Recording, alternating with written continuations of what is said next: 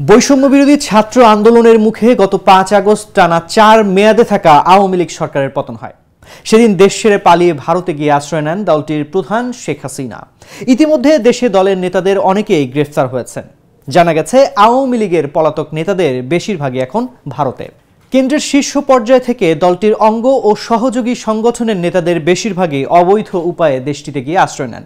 এমনকি জেলা, মহানগর, উপজেলা, থানা সহ ইউনিয়ন পর্যায়ের নেতারাও আত্মরক্ষায় পালিয়ে ভারত গেছেন। আছেন সরকারি আমলা, আইন শৃঙ্খলা বাহিনীর সদস্যরাও। সব মিলিয়ে গেল 15.5 বছরে নানা অপকর্মে জড়িত আওয়ামী লীগের নেতাদের ঘাঁটি এখন ভারত। একাধিক নির্ভরযোগ্য সূত্রে এসব তথ্য জানা গেছে। সূত্রগুলো বলছে, ভারতে বিশেষ নিরাপত্তার মধ্যে থাকা আওয়ামী লীগ প্রধান শেখ হাসিনার সঙ্গে নিয়মিত সাক্ষাৎ করেছেন দলটির নেতাকর্মীরা। এমনকি লন্ডন ও আমেরিকা সহ অন্যান্য দেশে পলাতক নেতারাও শেখ হাসিনার সঙ্গে সাক্ষাতে আসছেন। তারা প্রয়োজনীয় নির্দেশনা নিয়ে আবারও নিজ নিজ গন্তব্যে ফিরছেন। ডিসেম্বরে যুবলীগের চেয়ারম্যান শেখ ফজলে শামস পরশ সহ একাধিক ব্যক্তি ভারতে এসে হাসিনার সঙ্গে বৈঠক করেছেন। এর আগে এসেছিলেন শামীম ওসমান।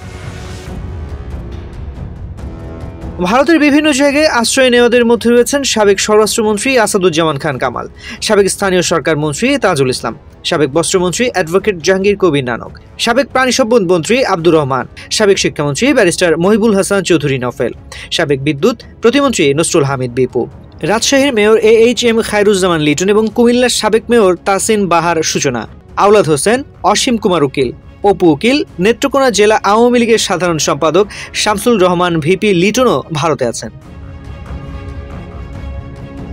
এছাড়াও দলের 2 যুগ্ম সাধারণ সম্পাদক মাহবুবুল আলম হানিফ ও আফম বাহাউদ্দিন নাসিম, 4 সাংগঠনিক সম্পাদক BM মোজাম্মেল হক, SM কামাল হোসেন ও শফিউল আলম চৌধুরী নাদেল, দফতর সম্পাদক ব্যারিস্টার বিপ্লব বড়ুয়া, আইন সম্পাদক কাজী নজিবুল্লাহ হিরো, তথ্য ও গবেষণা সম্পাদক ডক্টর সেলিম মাহমুদ, ত্রাণ ও সমাজ কল্যাণ সম্পাদক আমিনুল ইসলাম আমিন, বিজ্ঞান ও প্রযুক্তি সম্পাদক আব্দুস সবুর, উপদপ্তর সম্পাদক সাইম খান। যুবলীগের চেয়ারম্যান শেখ ফজলে শামস পরশ সরকার পতনের 2 দিন আগে কানাডা থেকে দেশে ফেরেন। গণ অভ্যুত্থানের পর তিনি ভারতে পালান। এরপর তিনি আবারও কানাডা চলে যান। যুবলীগের সাধারণ সম্পাদক মাইনুল হোসেন খান নিখিলও ভারতে। এছাড়া স্বেচ্ছাসেবক লীগের সভাপতি গাজী মেজবাউল হোসেন সাচ্চু ও সাধারণ সম্পাদক আফজালুর রহমান বাবু ভারতে আছেন। ছাত্রলীগ সভাপতি সাদ্দাম হোসেন ও সাধারণ সম্পাদক শেখ ওয়ালি আসিফিনানের ঠিকানা এখন ভারত। এই 2 নেতার মধ্যে ভারতে রয়েছেন সংগঠনটির সাবেক সভাপতি লিয়াকত শিকদার, সাবেক সাধারণ সম্পাদক সিদ্দিকী নাজমুল আলম, ঢাকা বিশ্ববিদ্যালয় শাখার সভাপতি মাজহারুল কবির শয়ন ও ঢাকা মহানগর উত্তর শাখার সভাপতি রিয়াজ মাহমুদ। সেনাবাহিনীর তরফ থেকে জানানো হয়েছিল, 5 আগস্ট শেখ হাসিনা সরকারের পতনের পর জীবন সংশয়ের আশঙ্কা থাকায় দেশের বিভিন্ন সেনানিবাসে 626 জনকে আশ্রয় দেওয়া হয়েছে। কিন্তু এসব ব্যক্তির পরিচয় প্রকাশ করা হয়নি। ফলে বোঝা যাচ্ছে না সেনাবাহিনীর আশ্রয়ে যারা ছিলেন তারা কি দেশ ত্যাগ করেছেন নাকি দেশের ভেতরেই আছেন।